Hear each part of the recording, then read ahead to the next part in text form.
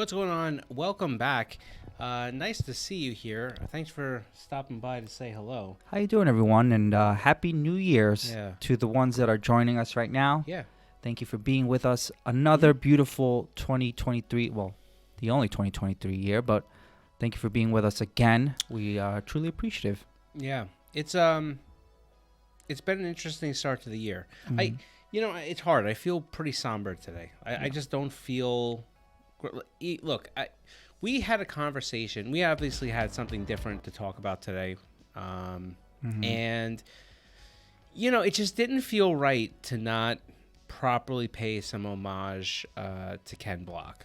I think, at first we were opposed to doing it because we don't ever want to feel like we've, used what happened in a commercialized fashion. Yep. But, we don't do that with our podcast. Our podcasts are just about car things. And I think that we actually do more of a disjustice to his legacy by not talking about it. Absolutely. Than we do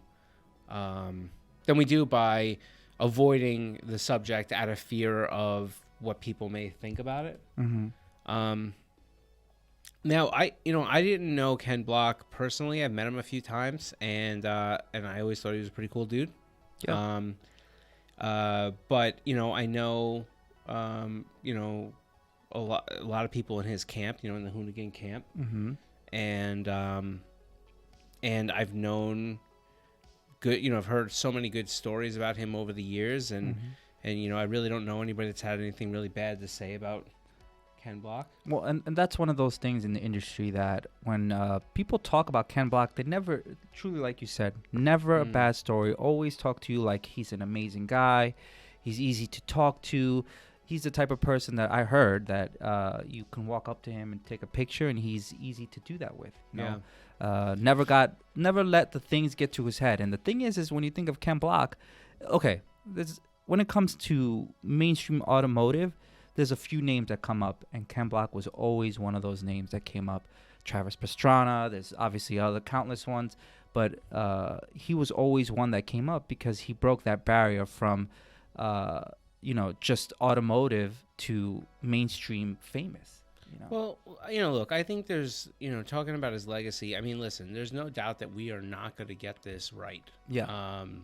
Because, there's so many people. Like I read, Brian Scotto's, comments on it, and so many people that have known him so well, Rob Deerdeck, and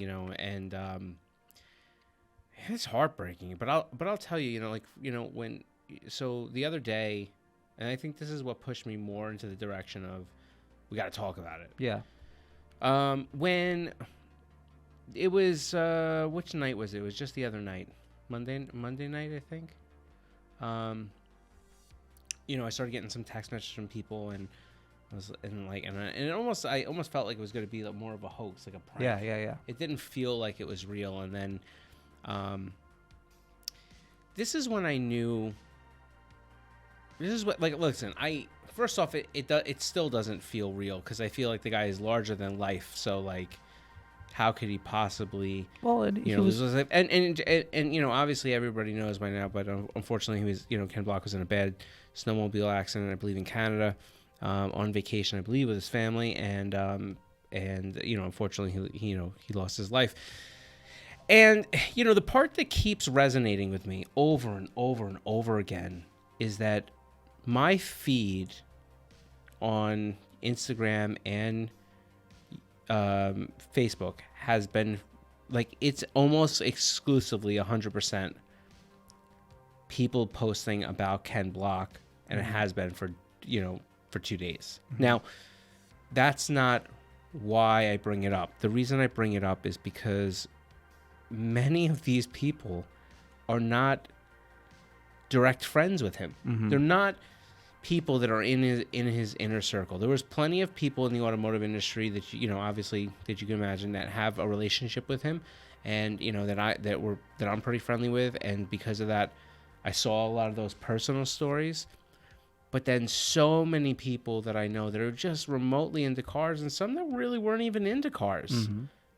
It seems like everybody's got a picture and a story with Ken Block. Yep. And you know, that's when I think it really hits you the gravity of what he meant to not only our industry but to the entire action sports automotive realm, right? Yeah. You realize that this is a man that clearly stopped, whether you knew him or not, whether you know, really understood this, you know, before his passing or not. This is a man that stopped to take pictures with so many people, that cared about his fans, that every single person that has a story to share about their interaction with Ken Block, it's positive, it's wonderful. They're, you know, they feel like, you know, everybody, this is one of those losses that everybody deeply feels in their gut. Yeah. You know, when Paul Walker passed, I think it was 2013, there was a lot of people in the automotive industry, especially people maybe on this side, that, you know, had some interactions with Paul Walker and had some really good friendships with, and it felt like a kick to the gut. Like, it really, for some reason, even if you know, it hit hard. This one hits hard. Yeah. Yeah. And I'm so sorry, so deeply sorry to his family and his wife and 3 kids, and into the whole Hoonigan camp, and, you know, Brian Scotto and Vin and you know, Hurt and all these guys that you know, really had a lot of interworking and relationship with him. And you know, I'm just deeply saddened for the loss you know, that they've incurred, and also deeply saddened for the loss that the entire, you know, automotive world has lost. And Well, I think everybody feels a piece of that loss. and I think it's also difficult to kind of grasp it because he's a young 55. He was very young. You know, I like, and it's funny. It's like you hear 55, and I then, know. like, I see some of the dates, like 1967, and I think, like, there's Yeah. just no, like, Yeah, right. 1967. You know? Yeah. And it's just crazy because he influenced a whole generation. Oh yeah. Oh, 100%. It's simply not only like Yeah. let's just put the automotive aside. Mhm. DC shoes itself. When I was young, everyone was rocking DCs. You know what I mean? So you know, if you did skateboarding, if you just Yeah. anything, just wanted to just rock some cool sneakers because I'm a sneakerhead, you know, DCs was a big deal, man. And him being one of the founders of that. Yeah. And then, you know, obviously going into, you know, further on with his rally and, you know, Gymkhana videos and all that. These are influential things that influence a whole generation down Yeah. to, you know, people forget that Hoonigan is his thing. Some people don't know. You know, some people don't really actually know that. I mean, they resonate. The young community and don't get me resonates wrong, more with Hoonigan. some of the other Hoonigan guys. is a thing. I just, you know, when you really think that, I think Rob Dyrdek said part of it just so well.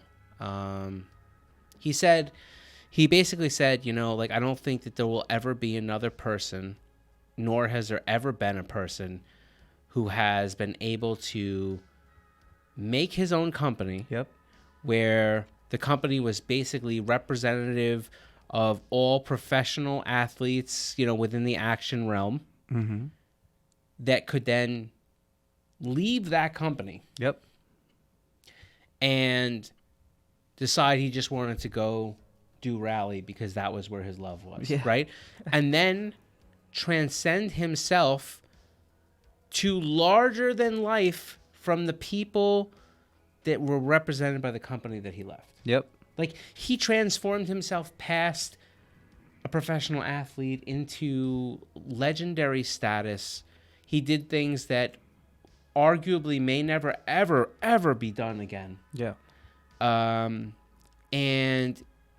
he did it the whole time while making you think and feel that he was enjoying the hell out of what he did.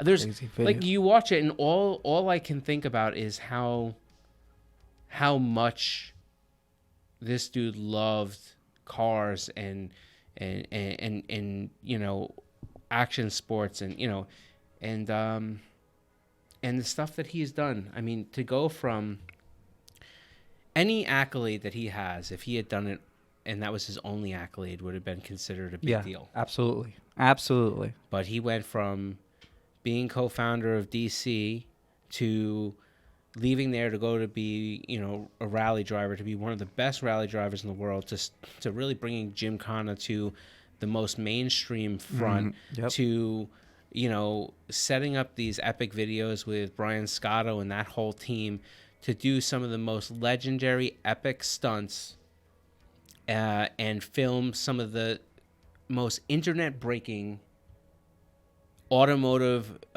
media that you can possibly ever imagine. And they did it, what, 10 times? Yep. Or 9 times? I think it was 10. Right. Yeah. I mean, like, so many. Yeah, like, it's another. It's unbelievable, and then again, like you talk about it, co-founder of the Hoonigan brand, Yep. and all the different things he did. And I mean, for a person to be able to single-handedly take a car company, right? Like, Subaru was a thing, right? Yep. But like, Ken Block put Subaru on a different playing field through his early, use of the vehicles in rally and through the Gymkhana stuff. Ford. I mean, elevated it. He took a Fiesta and made you want it so bad, right? I mean, that's why I have one, Partly. There's really no other people that can do that. No, absolutely. I mean, and to run these programs, to go from,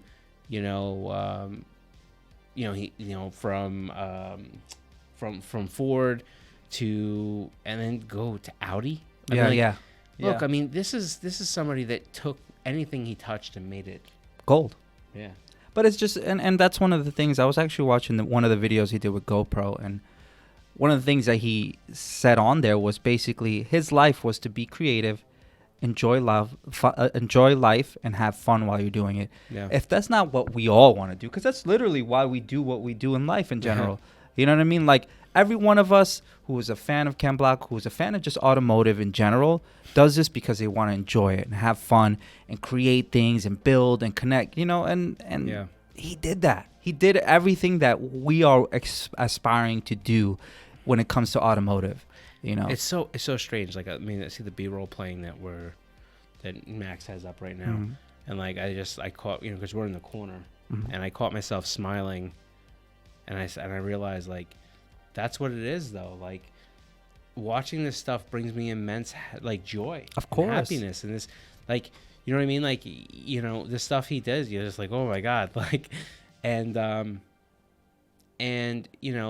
let him be remembered for the legend that he will be.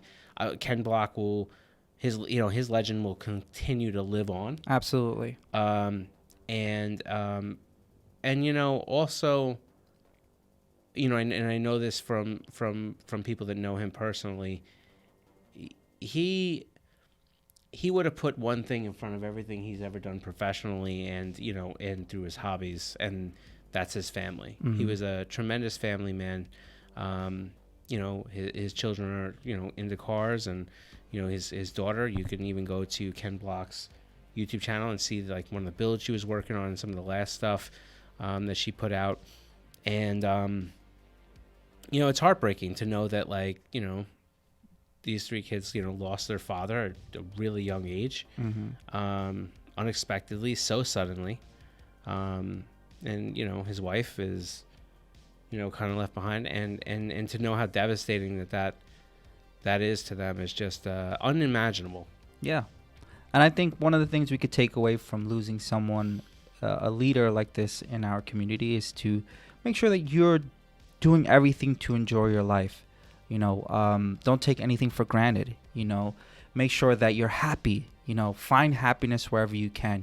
And I think, like all of us, seeing what he's done with the Gymkhana videos and all his career, is just do what you want and be happy with what you're doing. Well, and more than that, be a good person to your community. Yes. This is a person that without tearing anybody down, pave the way for growth in this segment, and for people to love cars and come up to them regardless of what their style was. I mean, there was no car person, including whether you were an older hot rodder or whatever, that didn't didn't love Ken Block. Yep. Because of the thing, he just pushed through so many boundaries and did so many things that were just so incredible. Mm. And you know, there's not too much more we have to say about it. Just, you know, Yeah, like we just wanted to give homage to somebody of that stature, that legendary. And to me, sometimes, you know, like he was saying, it was hard to kind of sit here and try to talk about this, you know, but as fans, as people who are in this automotive industry, we felt it was only right to pay respects, to say thank you for everything that you've done. To the family, you know, We our deepest condolences. Yes, to the Hoonigan team as well, our deepest condolences if you guys see this. Just because I know we work with some of you guys, and you guys are nothing but amazing people, so I could only imagine how you're feeling. Yeah, and, this is a loss for a lot of people all the way around. Obviously, no one more so than his family and absolutely and close friends, but you know, look, you know, there's nothing good to say from a situation like this except for, you know, remember to treat each other well, and, you know, honor the legacy that he laid and left behind, and, you know, and try to use that for inspiration and motivation to do good and better things. I mean, not too much other that I can say about that. So super sad day, you know, week here and everywhere in the automotive industry. And you know, not that you could tell him, but you know, directly, but my greatest appreciation goes to Ken Block for the things he's done, and my deepest condolences go to his friends and family for the loss that they've suffered. So a legend, gone too early, 55 years old. I remember, you know, although this may seem like a sad one, we just wanted to do this again just to pay homage. But, you know, we will come back next week and you know, try to move forward. No, I mean, it's just we we'll just wanted to do this one. Just, you know, it felt wrong not to at least share, you know, our gratitude, Konig's gratitude. Yep. For what he did for our industry. Absolutely. Like, I don't think anybody really understands. Like, there's so many things that you can do for legacy, to help your sport, to help your industry, to help others. I mean, his inspiration inspired so many other people that were car enthusiasts. How many people did I hear or see as saying like, you know, I first, you know, learned of Ken Block, or first got into cars, whatever, because I saw, you know, I saw Ken Block in Gymkhana, or I saw Ken Block stuff in a video game, or I saw him on this thing, or I met him at this thing, and you realize that these are people that may not have been really huge car enthusiasts that were converted. Yeah, you know what I mean? Absolutely. Like, and he brought this atmospheric magnetism to what he did and to the screen, you know, and I can't help but say Brian Scotto's name more than a few times, because, you know, they were not only great friends and, you know, but they, you know, together they made something that I don't believe will ever be replicated. Like, I really don't. I don't know how you could replicate a Gymkhana like series like they did. I don't believe it can be done. No, it's one of a kind, man. So thank you, and you know, take care of each other, and have a good week. And we'll be back here next Wednesday. Take it easy. Peace out.